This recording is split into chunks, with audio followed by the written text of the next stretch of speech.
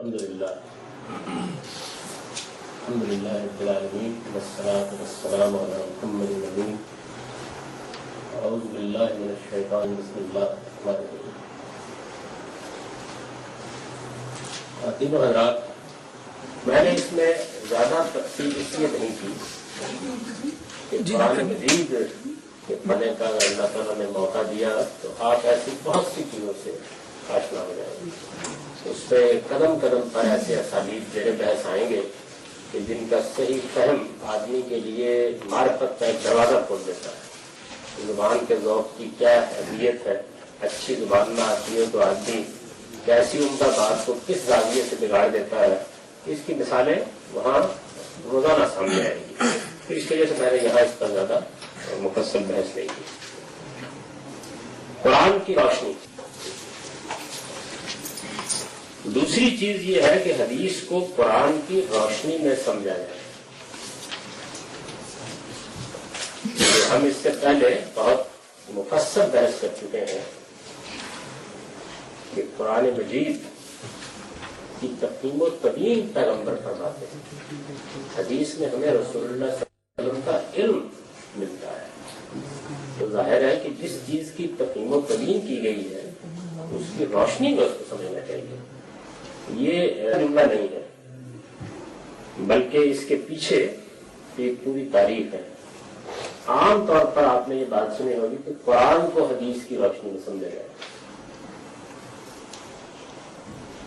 عام طور پر یہ سنا ہوگا کہ قرآن کو حدیث کی روشنی میں سمجھنا چاہیے۔ میں یہ کر رہا ہوں کہ حدیث کو قرآن کی روشنی میں۔ اس کی وجہ یہ ہے کہ قرآن مجید تو اپنی زبان الفاظ میں، اپنے سیاق و سباق میں ایک واضح چیز ہے۔ اس میں نہ کوئی روایت بالمعنی کا سوال ہے، نہ بات اپنے سیاق و سباق سے کٹی ہوئی ہے، نہ اس میں کسی طرح کے احتمالات پیدا کیے جا سکتے ہیں۔ ہمارے پاس وہ خدا کی ایک محکم حجت ہے اور خود اس نے اپنی یہ حیثیت بیان کی کے معاملے میں وہ فرقان ہے۔ تو قرآن مجید کی روشنی میں حدیث کو سمجھنا چاہیے، ورنہ نہیں سمجھ آئے گا۔ یعنی میں آپ کو بتاؤں گا کہ ابھی میں نے بات اشارہ کیا ہے، لیکن جیسے جیسے آپ دین کا مطالعہ آگے کریں گے، کیونکہ آگے پورا دین زیر بحث آنا ہے، تو آپ یہ دیکھیں گے کہ اگر کسی روایت کو قرآن کی روشنی میں نہ دیکھا جائے تو کیسے نازک مسائل اس سے پیدا ہو جاتے ہیں۔ دوسری چیز یہ ہے کہ حدیث کو قرآن سمجھا جائے۔ دین میں قرآن کا جو مقام ہے وہ ہم اس سے پہلے بیان کر چکے ہیں۔ نبی صلی اللہ علیہ وسلم نے اپنی حیثیت نبوت اور رسالت میں جو کچھ کیا اس کی تاریخ کا حتمی اور قطعی ماخذ بھی قرآنی، یعنی نبی صلی اللہ علیہ وسلم نے دعوت دی، پھر وہ دعوت جن مراحل سے گزری، انذار عام، اتمام حجت، ہجرت و برات، اقدام، یہ جتنے مراحل ہیں وہ جس تفصیل سے قرآن میں زیر بحث آئے ہیں، ایک ایک مرحلے کے بارے میں آدمی کو روشنی حاصل ہوتی ہے۔ لہذا حدیث کے بیشتر مضامین کا تعلق اس سے وہی ہے جو کسی چیز کی فرع کا اس کی اصل سے اور شرح کا متن سوچتا ہے۔ یعنی حدیث میں جو زیادہ تر چیزیں ہیں وہ ایسے ہوتا ہے کہ جیسے ایک درخت ہے، اس کی ایک جڑ ہے، اس سے تنا ٹوٹتا ہے، پھر اس کے اوپر ایک شاخ آپ دیکھتے ہیں۔ تو اگر آپ نے جڑ سے واقف ہے نہ تنے سے واقف ہے تو شاخ کو کیسے سمجھیں؟ یعنی ایک بنیادی بات میں بیان ہو جاتی ہے، رسول اللہ صلی اللہ علیہ وسلم اس کا ایک اطلاق بیان کر دیتے ہیں، زندگی سے وہ جیسے متعلق ہوتی ہے اس کی طرف اشارہ کر دیتے ہیں۔ تو وہ اصل ہے اور روایت اس کی فرع ہوتی ہے۔ تو آپ اصل کو جانتے ہوں گے تو فرع کو پہچانتے ہیں۔ پھر دوسرا تعلق شرح اور متن کا، یعنی آپ کے پاس اگر یہی نہیں معلوم کہ آپ کو یہ غالب کا شعر کیا ہے اور شرح پڑے جا رہے ہیں، تو ہو سکتا ہے کہ وہ حالی کے شعر کی شرح ہو اور آپ اسے غالب کی شعر کی شرح سمجھ رہے ہیں۔ یعنی اس متن کو سامنے رکھتے ہیں، پھر دیکھتے ہیں کہ جو بطور شرح بیان کی جا رہی ہے، جو وضاحت کی جا رہی ہے، الفاظ اس کو قبول بھی کرتے ہیں یا نہیں کرتے ہیں۔ یہ بات یعنی یہ بالکل ٹھیک ہے کہ بعض ہوتا ہے جیسے کہ اب بھی قرآن پر کام ہو رہا ہے کہ بظاہر ایک آدمی نہیں سمجھ پاتا کہ یہاں کیا بات کہی ہے، ایک صاحب علم اپنے ذوق سے اس بات کا وہ مدعا کرا، پھر بالکل ایسے ہوتا ہے کہ جیسے آفتاب روشن ہو، یہ بات تو ایسا ہوتا ہے۔ تو شاید جب سے اس کو یہی کام کرنا چاہیے، یعنی جیسے ہی ہم یہ کہیں کہ یہ قرآن مجید کے اس آیت یا اس حکم یا اس اصول کی شرح ہے تو قرآن مجید کے الفاظ کو آگے بڑھ کر قبول کر دینا چاہیے۔ یعنی معلوم ہو کہ جیسے بات واضح ہو گئی، مسئلہ حل ہو گیا، کلیئر ایسے ہونا چاہیے. اصل اور متن کو دیکھے بغیر اس کی شرح اور فرق کو سمجھنا کسی طرح ممکن نہیں ہوتا. حدیث کو سمجھنے میں جو غلطیاں اب تک ہوئی ہیں ان کا اگر دقت نظر سے جائزہ لیا جائے تو یہ حقیقت صاف واضح ہو جاتی ہے. عہد رسالت میں رجم کے واقعات، کعب بن اشرف کا قتل، عذاب قبر اور شفاعت کی روایت، یہ میں نے چند مثالیں دی. یعنی یہ اتنے الجھے ہوئے ابواب ہیں حدیث کی روایات کی وجہ سے کہ اگر آپ ان کو مجرد حدیث کی بنیاد پر دیکھیں تو بالکل وہی صورت پیدا ہو جاتی ہے جو اس سے پہلے ہم اصول کی بات نہیں دیکھ چکے ہیں. یعنی ایک الجھن کو حل کیا جاتا ہے اس سے دوسری الجھن پیدا ہو جاتی ہے، دوسری کو حل کیا جاتا ہے اس سے تیسری پیدا ہو جاتی ہے. لیکن جیسے ہی اس کو آپ قرآن کی روشنی میں رکھ کے دیکھتے ہیں تو بالکل ایک دوسری دنیا سامنے معلوم ہوتا ہے کہ اصل بات یہ جن واقعات کی طرف میں نے اشارہ کیا ہے رجب کے واقعات پر ہم بڑی مفصل بحث کرتے ہیں. میری کتاب برہان میں وہ سب مضامین شامل ہیں جن میں جب ہمارے موقف پر اعتراضات ہوئے، مختلف اہل علم نے بحث کی تو ان مباحث میں ہم نے اپنے نقطہ نظر کو واضح کی. اس میں روایات بھی زیر بحث آئی ہیں، اصول فقہ کی چیزیں بھی زیر بحث آئی ہیں، اطلاق کے مسائل بھی زیر بحث آئے ہیں.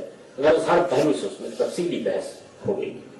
اس سے اندازہ کیا جا سکتا ہے کہ محض قرآن کی روشنی میں روایات کو رکھنے کے نتیجے میں بات کیسے واضح ہوتی ہے. اور اگر آپ اس روشنی میں اس کو نہیں رکھتے اور بالخصوص واقعات کے معاملے میں تو بڑا حادثہ ہو جاتا ہے.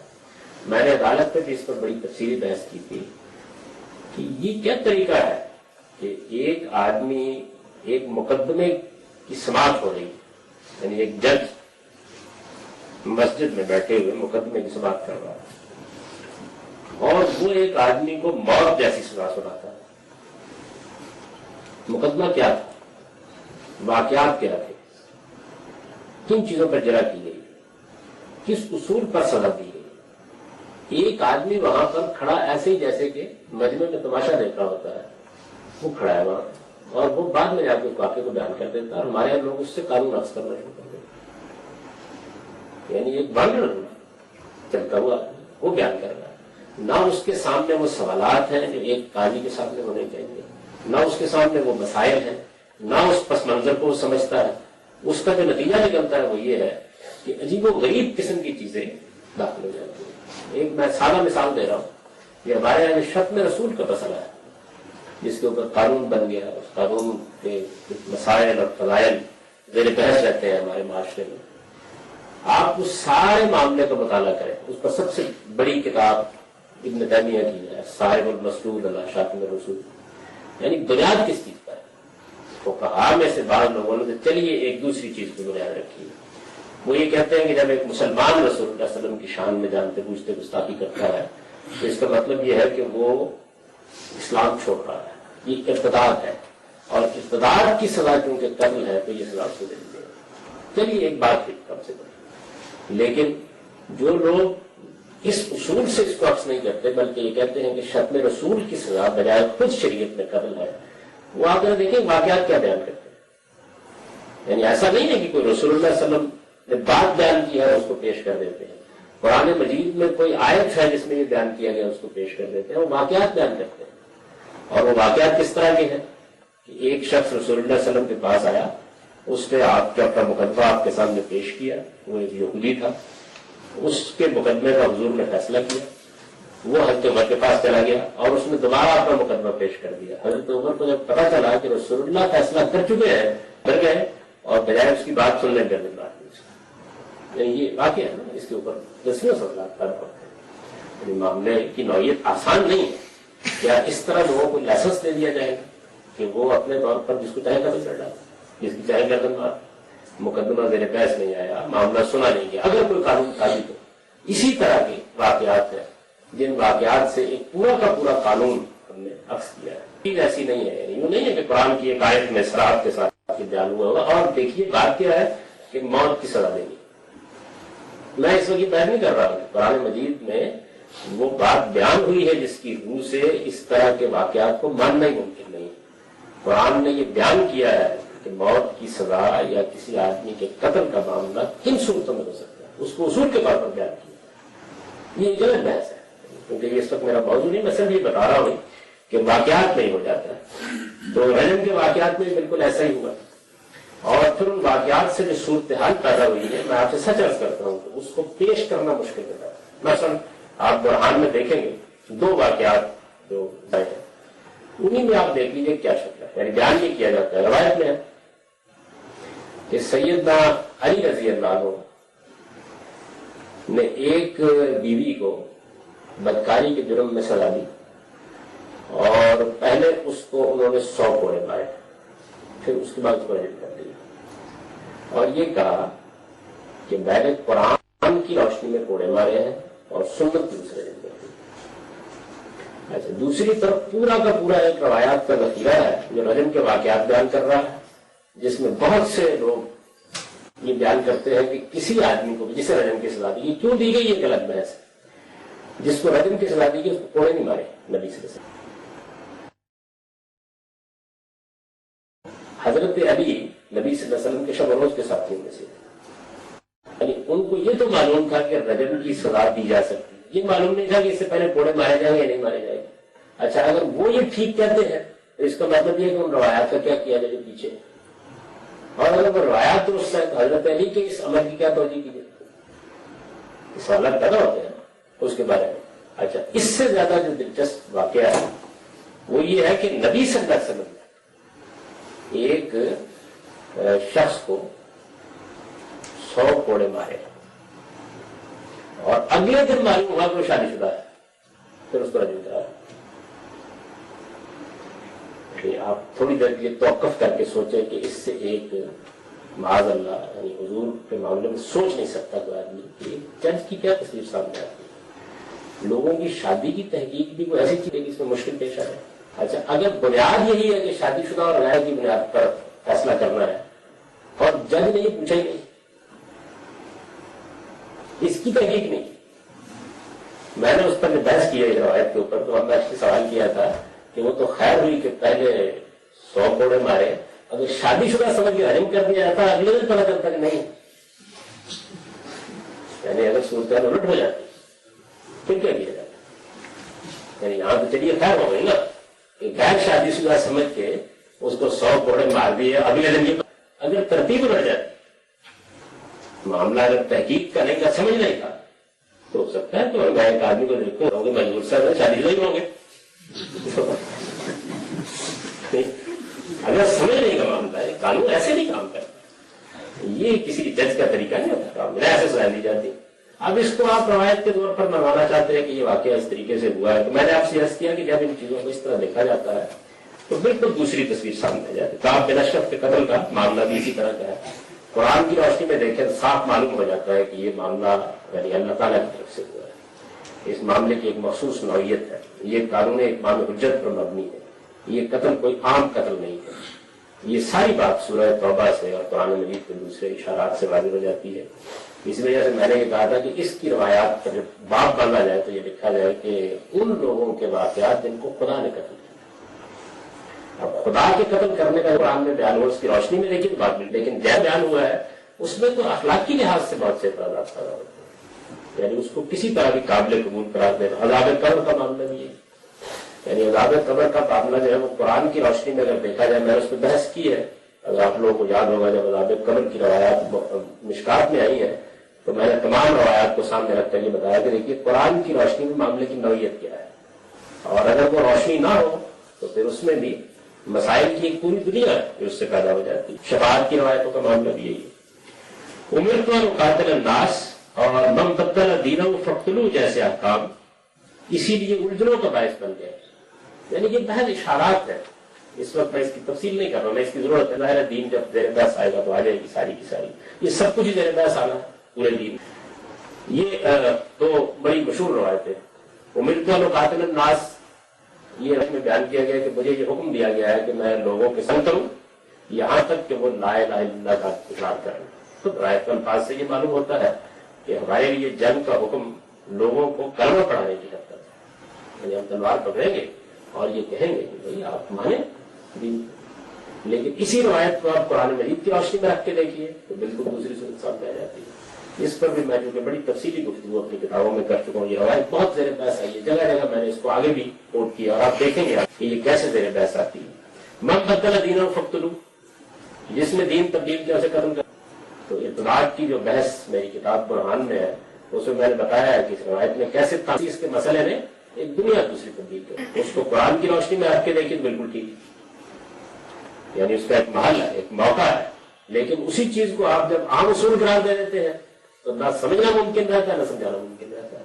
تو یہ چونکہ بحثیں بہت تفصیلی ہو چکی ہیں، کتابوں میں اس کی بڑی تفصیلی بحثیں موجود ہیں، اس وجہ سے میں یہاں صرف اشارہ کر رہا ہوں۔ جیسے احکام اسی لیے الجھنوں کا باعث بن گئے، امرت ان اقاتل الناس اور من بدل دینہ فقتلوہ جیسے احکام اسی لیے الجھنوں کا باعث بن گئے کہ انہیں قرآن اصل سے مطلب کر کے سمجھنے کی کوشش نہیں کی گئی۔ قرآن مجید میں اور یہ ان میں سے بہت سے احکام وہ ہیں، اس پر شہزاد صاحب نے ایک بڑا اچھا مضمون انگریزی زبان میں لکھ دیا ہوا، بڑا مضمون ہے، قانون اتمام حجت، یعنی اللہ تعالیٰ کا ایک تو شریعت کا ضابطہ ہے اور ایک اس کا اپنا قانون اتمام حجت ہے جس کے تحت وہ سزا دیتا ہے، جزا دیتا ہے، اور یہ رسولوں کے زمانے میں جاری رہا ہے۔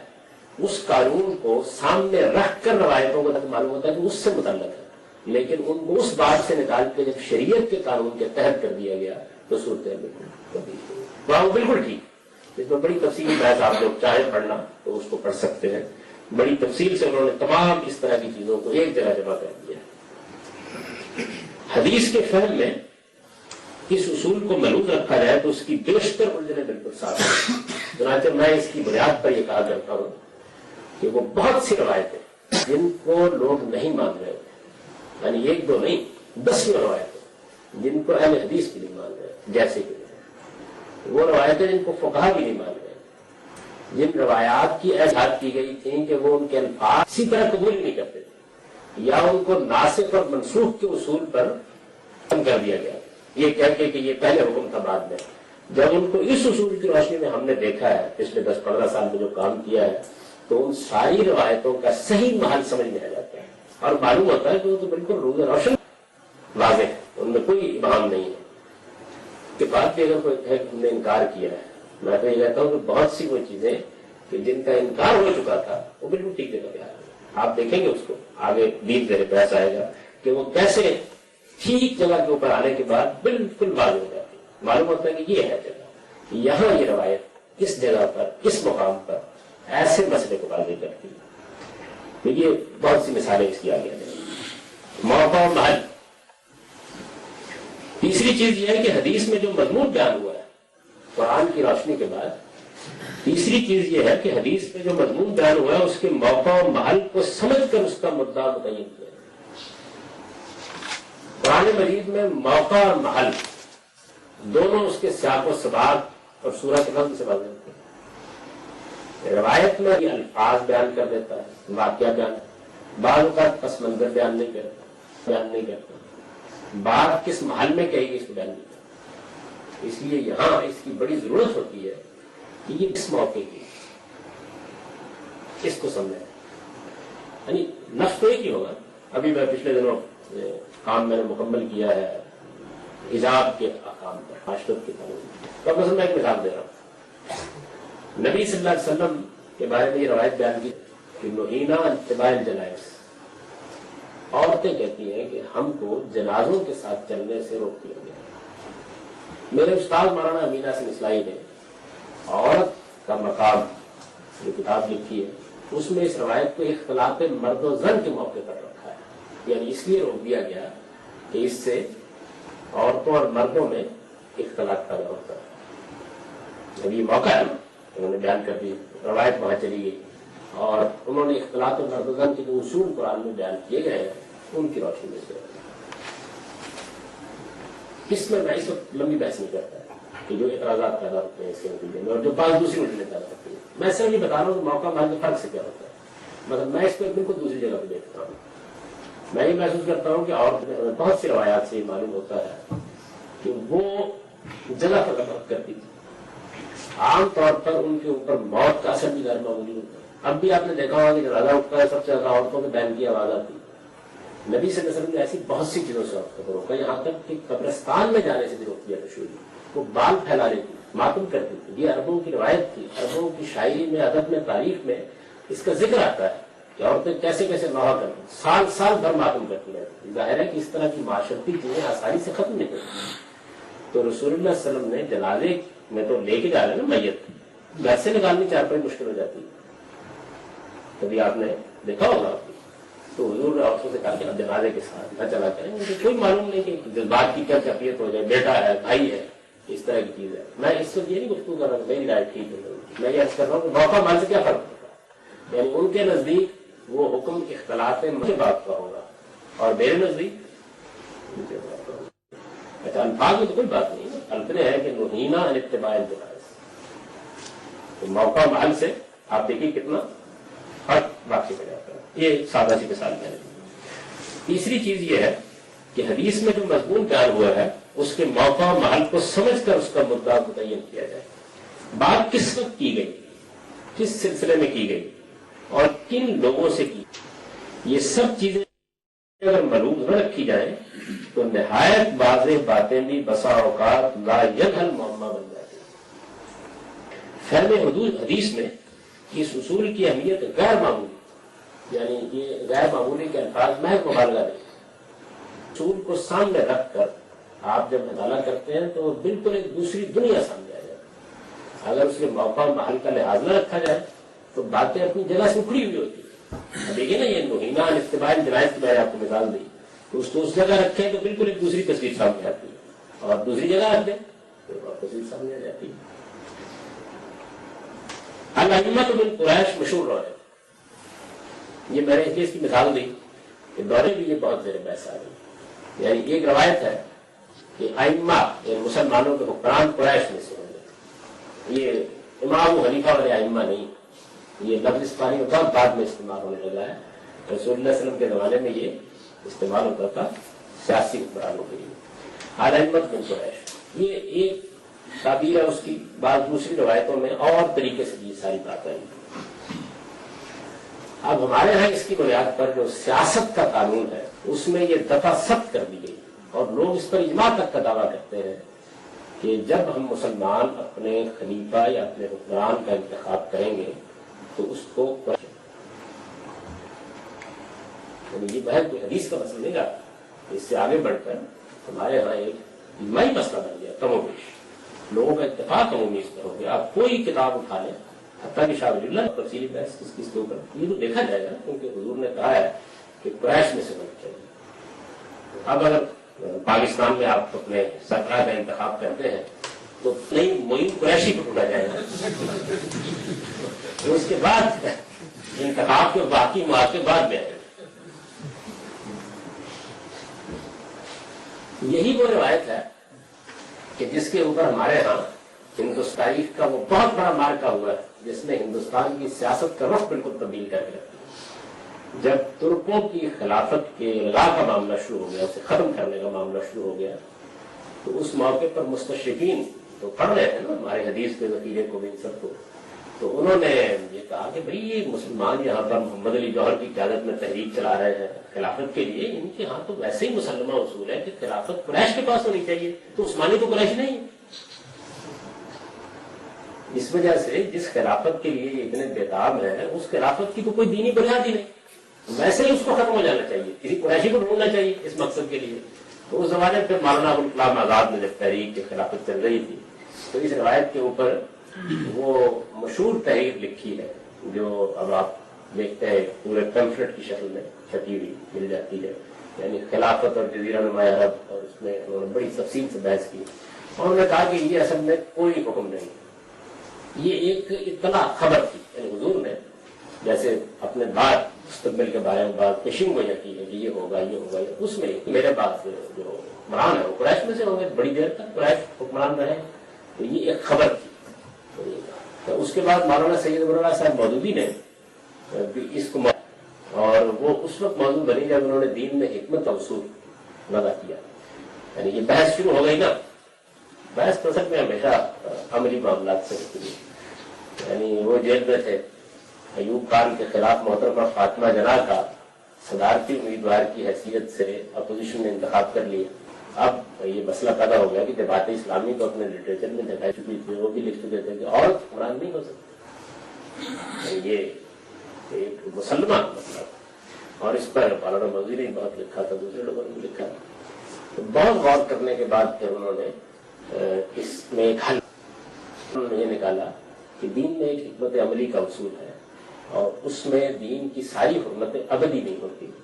بعض حرمتیں تو ایسی ہیں جو کسی حال میں بھی ختم نہیں کی جا سکتی، لیکن ایسی حرمتیں جو ابدی نہیں ہوتی ان میں یہ حق ہوتا ہے ایک دین پر عمل کرنے والے کو کہ وہ حکمت عملی کے اصول پر کسی چیز کو وقتی طور پر مباح کرتا ہے.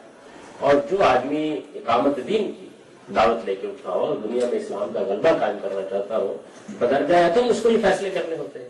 تو دین کا یہ طریقہ نہیں ہے کہ آپ اس کا اطلاق اس طریقے سے کر دیں، یہ انہوں نے اصول بیان کیا.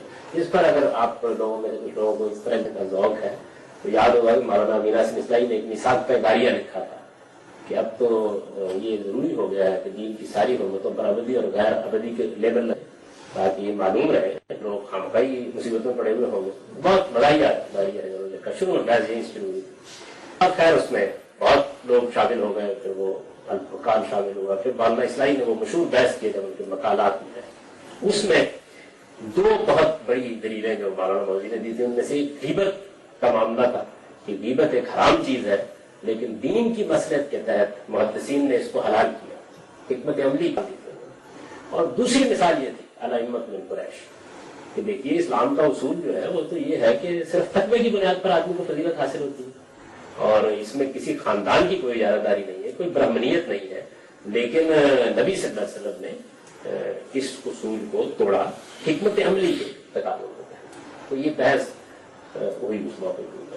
اور انہوں نے کہا کہ مولانا غلام آزاد کی جو گفتگو ہے کہ انہوں نے خبر قرار دیا تھا، یہ جب ساری روایات سامنے رکھی جائے تو 10 روایات کے اندر تو یہی مضمون کے انداز میں بیان ہوا ہے کہ یہ کرو، یہ کرنا لازم ہے، اگر ایسا نہیں کرو گے تو اپنے لیے مسائل پیدا کر لو گے.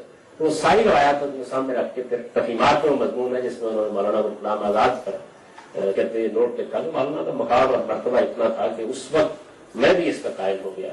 اس کی وجہ خود تحقیق نہیں کی تھی، لیکن جب خود تحقیق کی تو مجھے اندازہ ہوا کہ نہیں یہ امر ہے، یعنی وہ کہہ رہے تھے خبر ہے، انہوں نے کہا یہ امر ہے. تو مولانا اصلاحی نے بحث کی تو انہوں نے کہا کہ نہ یہ امر ہے نہ خبر، یہ ایک قضیے کا ہے. جب دیکھیے کہ موقع محل ہے، یعنی موقع کیا ہے اس پر مولانا مودودی بدقسمتی انہوں نے کہیں یہ جملہ لکھ دیا کہ اس فرق کیا پڑتا ہے.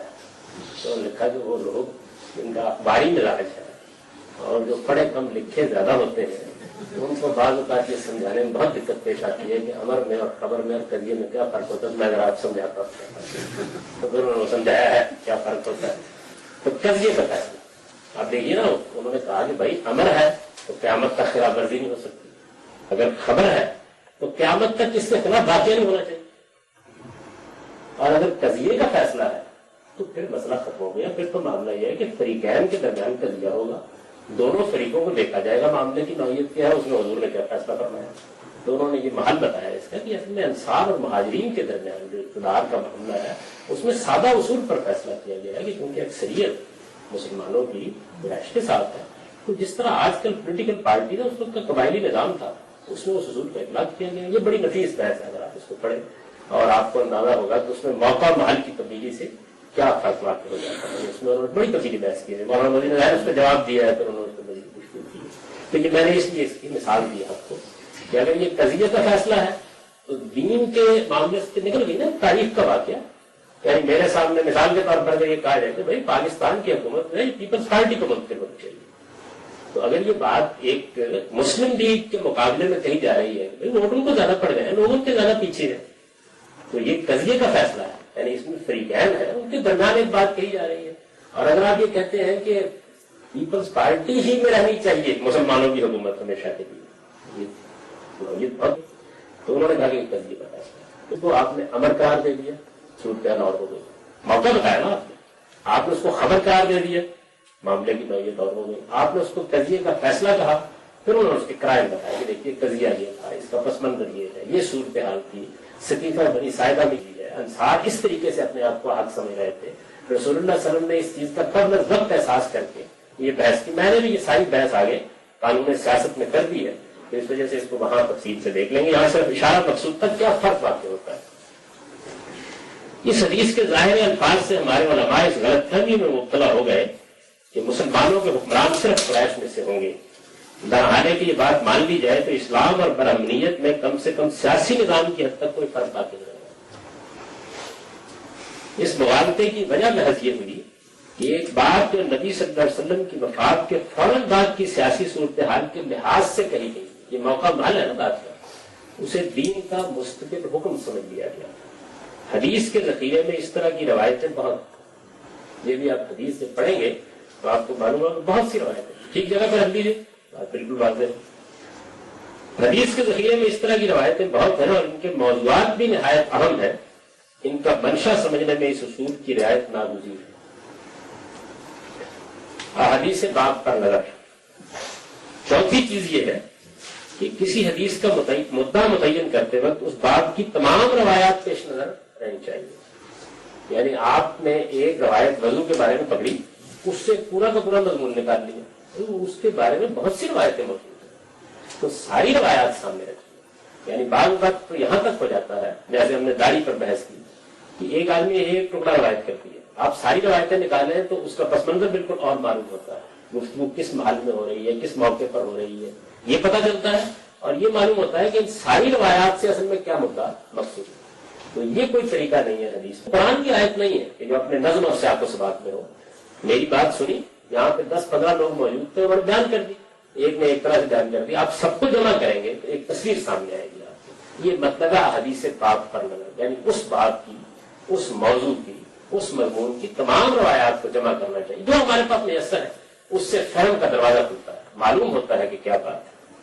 چوتھی چیز یہ ہے کہ کسی حدیث کا مدعا متعین کرتے وقت اس باب کی تمام روایات پیش نظر رکھی جائے۔ بارہا ایسا ہوتا ہے کہ آدمی حدیث کا ایک مفہوم سمجھتا ہے، لیکن اسی باب کی تمام روایتوں کا مطالعہ کیا جائے تو وہ مفہوم بالکل دوسری صورت میں نمایاں ہو جائے گا۔ یعنی آپ جیسے جیسے روایات کو جمع کرتے جاتے ہیں تو بات بالکل اور سامنے آتی چلی جاتی ہے۔ اس کی ایک مثال تصویر سے متعلق روایتیں ہیں۔ ان میں سے بعض کو دیکھیے تو بظاہر معلوم ہوتا ہے کہ ہر قسم کی تصاویر ممنوع قرار دی گئی ہے۔ یعنی آپ نے مثال کے طور پر ایک روایت لعن اللہ المصور، اللہ تعالیٰ نے تصویریں بنانے والوں پر لعنت کی ہے، حدیث ہے، آپ نے دیکھی اور اس کے بعد لعنت بھیج دی ہر طرح کی تصویروں پر۔ لیکن اگر آپ ان سب کو جمع کریں، اور اس میں بڑا نفیس مضمون ہے، مورد کے استاد ہیں محمد رفیع صاحب، کئی اقساط میں اشاعت میں چھپا ہوا ہے، اس میں تصویر کی تمام روایات کو جمع کر کے یہ بتایا کہ دیکھیے ایسا صورتحال کیا ہے، تو اس کو آپ پڑھیں گے تو معلوم ہو جائے گا۔ ان میں سے بعض کو دیکھیے تو بظاہر معلوم ہوتا ہے کہ ہر قسم کی تصاویر ممنوع قرار دی گئی ہیں، لیکن تمام روایتیں جمع کیجیے تو یہ بات بالکل واضح ہو جاتی ہے کہ ممانعت کا حکم صرف ان تصاویر میں ہے جو پرستش کے لیے بنائی گئی، یعنی خود روایت بہت واضح ہو جاتی ہے۔ ایسا نہیں ہے کہ آپ کو کوئی تعویل توجیہ کرے، ساری روایتیں جمع کریں تو بالکل تصویر دوسری سامنے آتی ہے۔ اچھا، آپ کے پاس وہ مضمون کیونکہ بہت تفصیلی ہے، ویسے تو ہم اس کو الگ سے چھاپ رہے ہیں، اس کو پڑھنے کا موقع نہ ہو تو بھائی صاحب جو ہر طرح کی تصویروں کی حرمت کے قائل ہیں، انہوں نے سورہ سبا میں وہ حدیثیں ایک جگہ جمع کر دی، بس ایک نظر ان کو دیکھیں، یعنی ایک جگہ جمع کر دی۔ آپ ان روایتوں کو بغیر کسی بحث کے، وہ اس سے بالکل دوسری جگہ ہے، ان کی بات پڑھنے سے پہلے سے روایتوں کو پڑھیں تو آپ یہ دیکھیں گے کہ ساری روایتیں جب ایک جگہ آتی ہیں تو معلوم ہو جاتا ہے کہ مسئلہ کیا ہے، تو یہ معلوم ہو جاتا ہے۔ اور آپ دیکھیے کہ اس سے کتنا بڑا مسئلہ پیدا ہوا ہے، یعنی تصویروں کی حرمت ایک مطلق حرمت کی حیثیت اختیار کر گئی، اور ظاہر ہے کہ جب ایک بات غلط سمجھی جائے گی تو ایک زمانے میں چل جائے گی، اس کے بعد نہیں چلے گی۔ میں نے ایک مرتبہ ہمارے ممدوح اور مخدوم ڈاکٹر اسرار احمد صاحب سے بیعت پر ان کی میری جو بہت بحث رہی ہے ایک زمانے میں، تو میں نے ان سے گفتگو کرتے ہوئے کہا تھا کہ آپ کی بات غلط تو اب بھی ہے، 200 سال پہلے آپ کہتے تب بھی غلط تھی، لیکن 200 سال پہلے غلط چل جاتی ہے، اب بھی چل سکتی، اب چل گئی۔ یعنی وہ کہہ دیتے نا، بعض اوقات معاشرت میں، تہذیب میں، تمدن میں بعض ایسے آواز کہ وہاں ایک بات بیٹھ جاتی چل جائے، لیکن اب نہیں چل سکتی۔ تو نہیں، آپ دیکھیں گے بریک تھرو ہو جائے گا، چلیے دیکھتے ہیں، جیتے رہے تو معلوم ہو جائے گا کتنا بریک تھرو ہوتا ہے۔ تو حدیث کے ذخیرے سے اس طرح کی بیسیوں مثالیں پیش کی جا سکتا ہے۔ یہ ضروری ہے کہ کسی حدیث کے مفہوم میں تردد ہو تو حدیث پاک کو جمع کیے بغیر اس کے بارے میں کوئی حتمی رائے نہ کرے، یعنی یہ ضروری ہے۔ اور آپ یہ دیکھیں گے فقہ میں، آپ یہ دیکھیں گے محدثین کے ہاں صرف اس اصول کا ٹھیک اطلاق نہ کرنے کے نتیجے میں بات ایسی بگڑی ہے کہ جس کے بعد اس کے سلجھانے کا کوئی راستہ ہی سامنے نہیں۔ آپ سب چیزیں سامنے رکھ لیں، تو بالکل دوسری تصویر سامنے آئے. عقل و نقل. پانچویں چیز یہ ہے کہ حدیث کے سمجھنے میں یہ بات ملحوظ رکھی جائے کہ عقل و نقل میں ہرگز کوئی اختلاف نہیں ہو سکتا. اور یہاں عقل سے مراد وہی جو مسلمات ہوتے ہیں، یعنی یہ نہیں ہو سکتا کہ اللہ تعالیٰ کو اور بات کہہ رہے ہیں اور وہی جو فطرت اور عقل نے ہم کو دیے وہ ایک دوسری طرف ہم کو لے جا رہی ہے. اوپر حدیث کے رد و قبول کے اصول بیان کرتے ہوئے ہم واضح کر چکے ہیں کہ دین کی بنیاد ہی علم و عقل کے مسلمات پر قائم ہے. یعنی خود قرآن نے اپنی دعوت کی بنیاد اسی پر قائم کی ہے. لہذا کوئی چیز اگر ان مسلمات سے مختلف نظر آتی ہے تو اس پر بار بار غور کرنا چاہیے. یعنی ایک تو یہ نا کہ آپ نے رد کرنا ہے، وہ تو ایک بات کا مرحلہ ہے. پہلا مسئلہ تو یہ ہے کہ دونوں میں غور کیا جائے، دیکھا جائے. تو اگر آپ اپنی عقل کو استعمال ہی نہیں کریں گے غور کرنے کے لیے تو ہو سکتا ہے کہ ایک ایسی بات آپ نبی صلی اللہ علیہ وسلم کی طرف منسوخ کر دیں جس کی کوئی تلسیدی نہ ہو. جیسے میں نے ابھی آپ کے سامنے مثال دی ہے، یعنی ایک مجرم کو سزا دینے کے معاملے میں تو کیسے دعویٰ کیا جا سکتا ہے؟ یعنی کوئی عاقل یہ مان سکتا ہے کہ ایک طرف یہ بیان کیا جائے کہ شادی شدہ اور غیر شادی شدہ ہونا یہ سزا میں فرق کی بنیاد ہے، اور دوسری جانب یہ حادثہ ہو جائے کہ جج غیب بھی کون؟ اللہ کا پیغمبر، اور وہ ایک مجرم کو سزا دے اور اگلے دن اس کو معلوم ہو شادی شدہ، تو یہ مان لے گی. لیکن لوگ کہتے ہیں کہ ماننا پڑے. یہ کوئی علمی طریقہ نہیں ہے کہ اس طرح کے مواقع پر آدمی فوراً حدیث کو رد کر کے فارغ ہو جائے. یعنی اس لیے عرض کیا ہے وہاں تو یہ نا کہ آپ اس کو رد کر دیں، وہ بات سمجھنا ہے. یعنی یہ فوراً نہیں کرنا چاہیے، پہلے آپ غور کریں اس پر. ہم یہ فوراً حدیث کو رد کر کے فارغ ہو جائیں، عقل سے آنکھیں بند کر کے اس کی غلط یا مرجو مانی قبول کر لیں. یعنی دونوں ہی رویے غلط ہیں. ذرا سا آپ کو ایک بات اکھڑی ہوئی محسوس ہوئی نہیں، آپ کو غور و فکر کا تقاضا کرتی ہے، دیکھنا چاہیے. اور بارہا مجھے تجربے سے ہی محسوس ہوا کہ ایک بات سمجھ نہیں آ رہی، لیکن غور کرنے کے نتیجے میں معلوم ہوا کہ نہیں اس کا ایک موقع اور آپ کو سمجھائی جا سکتی ہے. تو نہ رد کرنے میں جلدی کرنی چاہیے، اور نہ دوسرا پہلو یہ جو ہے علم و عقل سے آنکھیں بند کر کے. یعنی آپ یہ دیکھیں نا بخاری کی روایت بیان ہو گئی رجم کی روایات میں کہ ایک صحابی جو تھے وہ جا رہے تھے اور انہوں نے دیکھا کہ بندروں کے درمیان واقعہ ہو گیا اور بندر ایک بندریا کو رجم کر رہا ہے. کیا کہتے ہیں ماتم کرنے کچھ نہیں ہو سکتا. ایک نہیں دو نہیں سینکڑوں سوالات پیدا ہو جاتے ہیں. یہ کیا چیز ہے؟ کدھر سے آپ نے اس کو دین میں داخل کر دی ہے اور جو اس کی بنیاد پر رجم کا اس بات کر رہے ہیں. آپ دیکھیں کبھی وہ کتابیں پڑھیں جو ہمارے موقع پر لکھی گئی تھی اس میں یہ روایت بھی دے رہا ہے. تو انہوں نے کہا کہ یہ تو جانوروں کے آگے مسلمانوں سے جس کی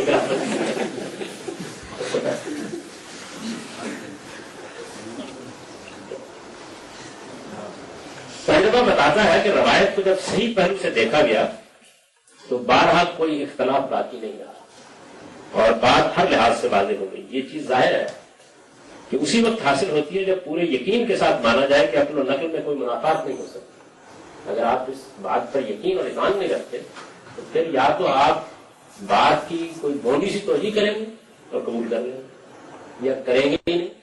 یعنی اب اس روایت کو بہت سے لوگوں نے قبول کر لیا نا تو ان کو کوئی اس میں تردد محسوس نہیں ہوتا کہ اس واقعے سے کرنا چاہیے یا نہیں کرنا چاہیے. تو یا آپ یہ کریں گے اور یا یہ ہے کہ کسی چیز کو ایسے ہی رد کر دیں گے جہاں ہے تو اس میں ایک بڑی حکمت کی بات ہوگی اور وہ بظاہر نظر آ رہا ہوگا. دوسرا آدمی آپ کو بتا دے گا سلف و خلف میں جن محققین نے اسے ملحوظ رکھا ہے یعنی ہمارے پرانے بزرگوں میں بھی اور آج کل کے بھی جن محققین نے اسے ملحوظ رکھا ہے ان کی تحقیقات میں اس کے ثمرات جگہ جگہ دیکھ لیے جا سکتے ہیں. یعنی اگر آپ دیکھیں تو آپ کو معلوم ہوگا سب سے پہلے اس پر امام شافعی نے اپنی کتاب العلوم میں اور کچھ شامل ہے مختلف حدیث میں بہت اچھا کام کیا.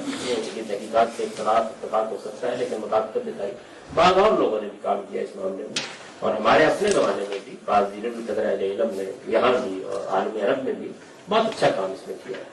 آپ دیکھیں گے تو جب وہ بتا دیتے ہیں کہ اس موقع کی بات ہے اس محل کی بات ہے عقلی لحاظ سے یہ بات بظاہر ایسے لگ رہی تھی لیکن اس دوسرے زاویے سے دیکھیے تو بالکل ٹھیک بیٹھ جاتی ہے.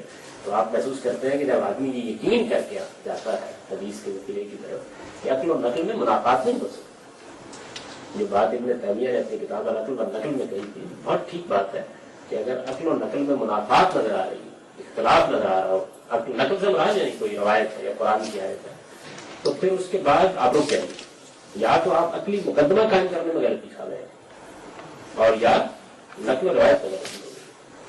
جب آپ رک کر غور کریں گے اس اعتماد کے ساتھ تو دونوں میں سے کوئی ایک بات واضح ہو جائے گی. اور تجربہ یہی بتاتا ہے کہ ایسے تو ہوتا ہے. حدیث کے فہم میں اس چیز کو بھی کسی حال میں نظر انداز نہیں کیا جا سکتا. اسی جملے کے ساتھ یہ فہم حدیث کے مبادی بھی ہو گئے اور اس کے ساتھ مبادی کی پوری بحث بھی آیت کریمہ کو پہنچے. میں چند ایسے اس کے بعد اہم پہلوؤں کی طرف آپ کو توجہ دلاؤں گا اور اس کے بعد پھر آپ کی باقی وقت اس میں سوالات کریں گے. قرآن مجید کے مبادی میں بھی اور سنت میں بھی اور حدیث میں بھی جو چیزیں پڑھی گئی ہیں ان میں اگر بالکل اجزاء میں اترے اور ظاہر کو زیر بحث آئے ہیں اور آپ دوبارہ سنیں گے ان چیزوں کو تو اور زیادہ دقت نظر سے دیکھیں گے کہ ان میں کیا چیزیں سامنے آئی ہیں. تو بہت سے پہلو ہوں گے جو واضح ہوں گے لیکن وہ بڑی بڑی باتیں جو واقعی الجھن کا باعث تھی ان پر ایک نگاہ ضرور ڈال دینی چاہیے. یعنی یہ بحث کہ قرآن مجید ایک تو ہمارے پاس ہے اور اس کے علاوہ بھی اس کی بہت سی قرأتیں اور ان قرأتوں سے بھی استدلال کیا ہے. اس بحث کے بعد یہ بحث بھی ختم ہو جاتی ہے. یعنی کوئی شخص مجھ سے اختلاف کر سکتا ہے لیکن میں نے بدلائل بتا دیا ہے کہ یہ ایک بالکل بےمانی چیز ہے, اس کی کوئی حقیقت نہیں ہے. اس زمن کی روایات پر بھی گفتگو کر دی ہے اور استعمال کر دی. قرآن مجید اور حدیث کے مابین تغیر و تبدل کا نسخ کا تعلق قائم کر دیا گیا. اس میں آپ نے دیکھا کہ پوری بحث تھی جس میں نے ان تمام روایات کو اور یہ بتایا آپ کو کہ دیکھیے ان کا صحیح معنی یہ ہے. کسی جگہ زبان کے اسلوب کو نہ سمجھنے سے غلطی ہو رہی ہے, کسی جگہ قرآن کا مدعا واضح نہیں ہو رہا ہے, کسی جگہ خود روایت کو نہ سمجھنے سے غلطی ہو رہی ہے. ورنہ یہ کہ ان کے درمیان کوئی منافات نہیں ہے. قرآن مجید ہی کی بات ہے جس کو رسول اللہ صلی اللہ علیہ وسلم نے واضح کر دیا. اور وہ بڑے بڑے واقعات جو یا بعض روایات کے اندر جو مضامین آئے ہیں وہ میرے پاس ہیں, اس کو ایک بار پھر آپ دیکھیں گے تو آپ کو اندازہ ہوگا کہ اس سے کیا خدمت ہوئی ہے اور کس طریقے سے ایک بڑا باب جو ہمارے یہاں موجود تھا جس کی بنیاد پر اصول قائم ہو رہے تھے وہ نکل جاتا ہے, ختم ہو جاتا ہے. پھر اس کے بعد قرآن مجید کا موضوع کیا ہے, یعنی یہ بحث جو ہے یہ کیسی محفوظ شان ہے, اس سے کیا نتائج نکلتے ہیں, اس سے قرآن کے بارے میں کیا انداز بدلتا ہے, یہ بحث ہو چکی ہے. نظر میں اشارہ کر رہا ہوں کہ اس کو بھی ذہن میں رکھیے. اس سے ایک نئی دنیا وجود میں آتی ہے اور قرآن کو سمجھنے کے لیے نیا سلیق سامنے آتے ہیں. پھر اس کے بعد قرآن مجید میں نظم و ترتیب کی بحث, یعنی قرآن مجید ایسا نہیں ہے کہ اقوال کا مجموعہ ہے. یہ نظم کیا ہے اور اس میں خود سورہ کا نظم کیا ہے اور سورہ کے نظم سے آگے بڑھ کر پھر خود قرآن مجید کا اپنا نظم کیا ہے. اس پر جو کچھ ہم نے کام کیا ہے اس کی ایک جھلک سامنے آ جاتی ہے. اور اس طرح قرآن مجید کے بارے میں عمومی رائے ہے کہ یہ تو اصل میں ایسے ہے کہ بڑی بڑی صورتیں اٹھا کے رکھی ہیں, ایک طرف چھوٹی ایک طرف اپنی, یا یہ ہے کہ کسی آیت کے بارے میں نبی صلی اللہ علیہ وسلم نے کہہ دیا وہاں رکھ دو, یا لوگوں نے اپنی توفیق سے رکھ دی اور اس طریقے سے یہ معاملہ ہو گیا ہے. تو اس کی پوری نفی ہو جاتی ہے. معلوم ہوتا ہے کہ قرآن کس محکم جگہ پر کھڑا ہے, وہ کیسے اس معاملے کو واضح کرتا ہے, بیان کرتا ہے. پھر اس کے بعد یہ کہ حدیث اور سنت کی بحث فیصل ہو جاتی ہے. یعنی یہ جتنی آپ نے چیزیں دیکھی ہیں, یہ ضمنی ہونے کی بحث میں اتنے مسائل, پھر اس کو یقینی بنانے کی ہضم کے انداز کی جدوجہد, پھر اس کی بنیاد پر شبے میں احکام کا فرق کرنے کے مسائل جن کی میں نے آپ کے سامنے توضیحات کی ہیں, یہ ساری بحثیں کرتے جاتی ہیں. اس کی وجہ یہ ہے کہ اجماع پر قرآن قائم, اجماع پر سنت قائم. دین ان دونوں میں, حدیث نہ دین میں کوئی تغیر کرتی ہے نہ کوئی اضافہ کرتی ہے. جب وہ یہ کرتی نہیں ہے تو اب وہ حضور کے علم کا ریکارڈ ہے. تو اس وجہ سے ان لوگوں کو تو دین کا کوئی حکم جو ہے الگ سے ثابت, تو اس لیے ان کی یہ ساری الجھنیں اس کو آپ ٹھیک جگہ پہ رکھ دیجیے. ٹھیک جگہ پر نہیں, یہ صرف پلیسمنٹ ہے اس کی جگہ. یہ ہے یعنی وہ تفہیم و تبیین کرے گی, وہ اس میں کی روایت بیان کرے گی, وہ سیرت و سوانح بیان کرے گی. اس کا یہ کام نہیں کہ کانٹینٹ میں کسی ایک حکم کا اضافہ کرے یا اس میں تبدیلی کرے. اس سے نوعیت بالکل تبدیل ہو جاتی ہے. اور سنت یعنی جس کا معاملہ یہ تھا کہ وہ اس کو متعین کر کے پیش کرنے پر سے ہوئی ہیں, وہ اسی زمانے میں دیکھ لیجیے, کیونکہ اس زمانے میں بہت سے لوگوں نے اس کے خلاف نقطہ نظر اختیار کیا تھا تو وہ باعث ہوئے. اس میں کیا مسائل پیدا ہوتے ہیں, بلکہ فقہ کے بے شمار ابواب اور اصول فقہ کے بے شمار ابواب جو ہے اس کے نتیجے ختم ہو جائے. یعنی ان بحثوں کی کوئی ضرورت ہی باقی نہیں ہے. تو یہ میں نے چند باتیں آپ کو بتائی, اور یہ بات بھی آخر میں عرض کر دوں کہ اس طریقے سے دین پر غور کرنے کی ابتدا امام بھائی سے دروازہ انہوں نے کھولا تھا. اس کے بعد علامہ مینا اسلائی نے بہت سا کام کیا. اصول و مبادی ان کی چیزیں بھی موجود ہیں, مبادی ربر قرآن بھی موجود ہے, مبادی ربر حدیث بھی موجود ہے. اور پھر جو انہوں نے ہم لوگوں کو آخر میں طالب علمانہ لیکچر دی وہ بھی اچھا کرے. یعنی مبادی تدبر حدیث بھی وہی لیکچرز ہیں، اور قرآن فہمی کے اصول کے نام سے ان کے یہاں خود ڈیولپمنٹ ہوئی ہے وہ بھی اس میں نمائش ہو جاتی ہے۔ میں نے اس بات کو کہاں سے لیا ہے اور پھر کہاں پہنچایا ہے، غلط یہ صحیح نہیں ہے، نہیں کر رہا تو آپ تقابلی مطالعہ کریں گے تو اس سے معلوم ہو جائے گا نوعیت کیا ہے۔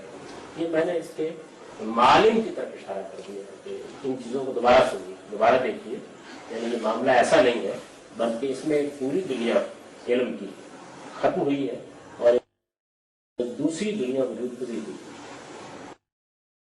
ہوئی ہے یا نہیں ہوئی ہے تو بعد میں آنے والے لوگ فیصلہ کریں گے، لیکن ایک بالکل دوسرا زاویہ نظر سامنے آ گیا، اور وہ جو بنیادی مسائل تھے ان بنیادی مسائل میں انداز سے مختلف ہے، اور اس کے بعد میرا اپنا احساس یہ ہے کہ اصول کی حد تک کوئی بحث باقی نہیں ہے، یعنی کوئی بحث باقی نہیں رہتی، اصول فقہ کی بہت بحثیں یعنی بڑی نازک بحثیں جو ہیں ان کی بھی کوئی بنیاد باقی نہیں، ٹھیک جگہ پر آپ کھڑے، یہ قرآن ہے، یہ سنت ہے، اس کے بعد جہاں تک روایات کا تعلق ہے ہمارے پیغمبر کا علم اس سے تعلق ہے، وہ علم بے خطا علم تھا، ہم میں سے ہر ایک کی آرزو ہے کہ اس علم کا جتنا حصہ بھی ہم کو مل سکے ہم اس کو پڑھیں، وہ ہماری متاع ہے، ہم اس کے بارے میں کوئی بے پرواہی کا رویہ اختیار نہیں کرتے، لیکن اس سے دین میں نہ کوئی تبدیلی ہوتی ہے، نہ کوئی اضافہ ہوتا ہے۔ اقول قولی ھذا واستغفر اللہ۔ اب آپ نے کوئی بات پوچھنی ہے چند منٹ پوچھ لیجیے، اور اس کے بعد اب دین کا صحیح تصور یہ بحث انشاءاللہ شروع ہو جائے گی۔ یہ اس کتاب کے بعد اس کتاب میں اگلا چل رہا ہے اس پر انشاءاللہ۔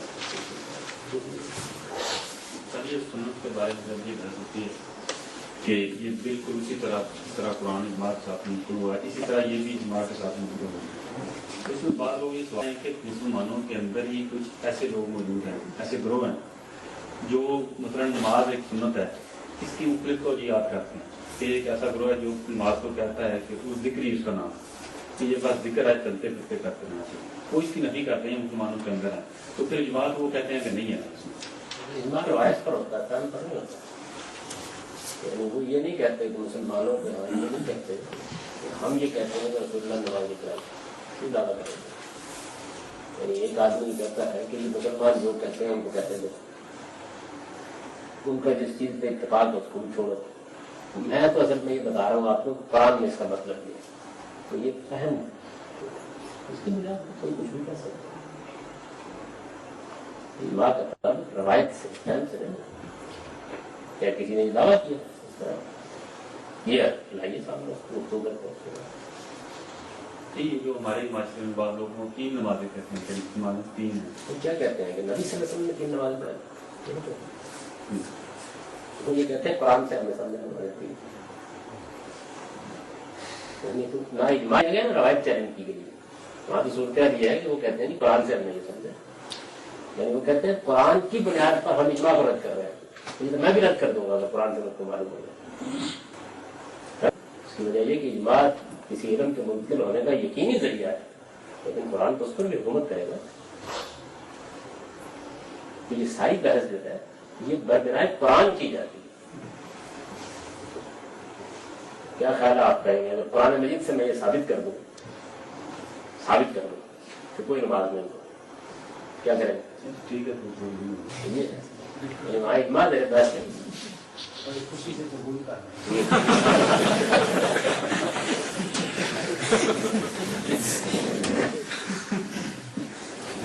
کوئی ایسا فرقہ یا گروہ پیدا نہیں ہو سکتا، یعنی ایک بڑی زبردست ٹریڈیشن جو قائم ہو چکی ہے، وہ تو اصل میں یہ بحث کرتے ہیں کہ قرآن سے بات نہیں معلوم ہوتی، اور یا اس اصول ہی کو نہیں مانتے کہ اجماع سے دین ممکن ہوتا ہے، اسی کو نہیں مانتے۔ سوال تھا جی، حدیث کے ذخیرے میں بعض ایسے ہی روایات اور نیریٹیوز ہیں جن کے بارے میں مان ہوتا ہے کہ ہم سارے اصول اپلائی بھی کر لیں تو کوئی یقینی ہم جگہ پہ نہیں کھڑے ہو سکتے۔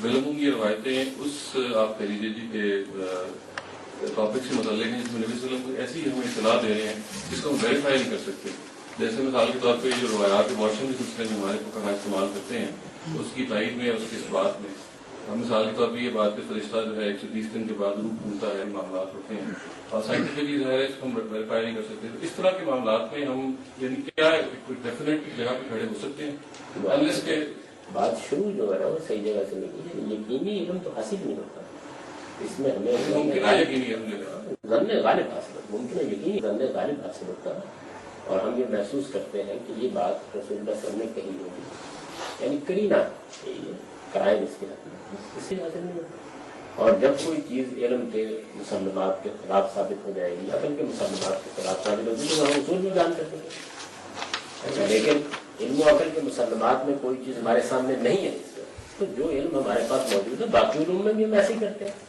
بھائی طب میں تحقیقات ہوتی ہے اور ہم ایک مریض کو جس کے مرنے اور جینے کا انحصار ہوتا ہے اس تحقیق کی بنیاد پر دوا گھر میں غالب ہوتا ہے، دوسری تحقیق سامنے آ جاتی ہے، تو آپ نے دیکھا کہ فوراً یہ دوائیں مارکیٹ سے اٹھاتی جاتی، اس سے پہلے سب کھا رہے ہیں۔ مجھے یاد ہے ناولجین جب اٹھائی گئی ہے تو اس سے پہلے تو ہم بہت زور شوق سے استعمال کرتے تھے، تو یہ تو ہے یقینی، تو میں نے عرض کر دیا یقین کی جگہ پر آپ کو روایت نہیں کھڑا کر سکتے، اگر یقین کی جگہ پر کھڑا کر دیتی تو پھر تو یہ سارا مسئلہ ہی پیدا نہ غائب ہوتا، اور کیونکہ اس میں دین میں کوئی نہ اضافہ ہوتا ہے نہ کمی ہوتی ہے، ایک اطلاق، ایک اجتہادی مسئلہ، ایک فقہی رائے، وہ ہے براہ کرینے قیاس لگتی ہے، ٹھیک لگتی ہے، کوئی علمی عقلی اعتراض اس کے اوپر نہیں ہے، کیا وجہ ہے؟ عمل کریں گے اس کے اوپر، اس سے مختلف کوئی بات سمجھ میں آ جائے گی، ہو سکتا ہے روایت سے سمجھ میں آ جائے، ہو سکتا ہے مزید غور و خوض سے قرآن میں سمجھ میں آ جائے، این ممکن ہے کہ کوئی علمی تحقیق مزید ہو اور اس سے کوئی نیا نقطہ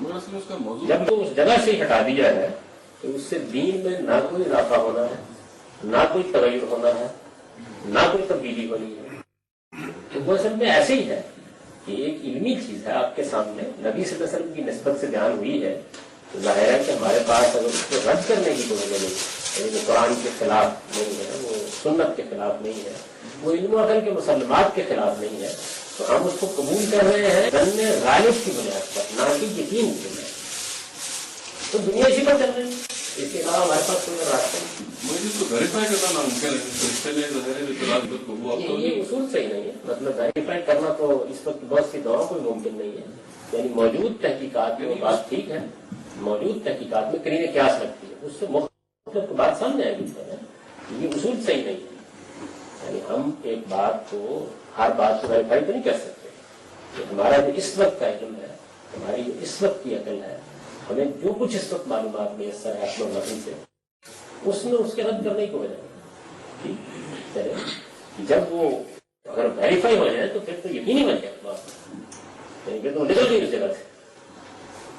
ویریفائی ہونے کا مطلب تو یہ ہے کہ مثال کے طور پر جو اس میں بیان کیا گیا ہے کہ بچہ ان مراحل سے گزرتا ہے، اس موقع پر فرشتہ آ کے اس کو ایک انسان کی حیثیت سے روح پھونک کے اس میں سم و بصر اور خواب کی صلاحیتیں پیدا کرتا ہے، اگر یہ بات ویریفائی ہو جائے، یعنی میں مفروضے کی بات کر رہا ہوں، فرشتے جانا ہے نا کہ آپ امکان ہے صوفی کسی موقع کے اوپر دکھا دیں آپ کو کہ آ گیا فرشتہ، ویریفائی ہو جائے تو پھر تو یقین ہو گیا، پھر تو معاملہ وہ ہے ہی، انسانی جان کا فیصلہ کرتے تھے، ایسے ہی کرتے ہیں، کرائم کی بنیاد پر آپ عدالت میں ذکر کرتے ہیں، یعنی عدالت میں جج کے سامنے ایسا تو نہیں ہوتا کہ وہ بالکل اس جگہ پہنچ جاتا ہے، بھائی شہادت تھے کرائم، آپ دیکھیں کہ ایک بیوی کو سزا دی گئی ہمارے یہاں اور سزا موت، اور بعد میں جو کچھ سامنے آیا تو سپریم کورٹ کو اپنا فیصلہ واپس لے ایسا ہونا وہ بھی انسانی جان کا مسئلہ ہوتا ہے، ایک آدمی کو مارنا ہے تو کیا کہیں گے آپ، یعنی جج کے پاس کیا یقین ہونا چاہیے اسے؟ نہیں،